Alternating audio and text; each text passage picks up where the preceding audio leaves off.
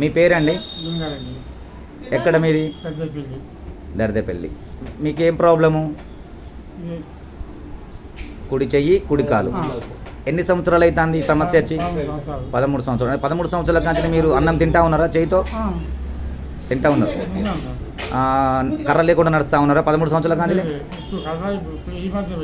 ఇప్పుడు మా cure cell వాడబట్టి ఎన్ని రోజులు అవుతుంది? 20 రోజులైంది. ఇప్పుడు వాడిన తర్వాత మీకు ఎటు కర్ర వదిలిపెట్టి నడుతున్నారు? ఒకసారి నడిచి చూపండి మనకు. అటు వెళ్ళండి.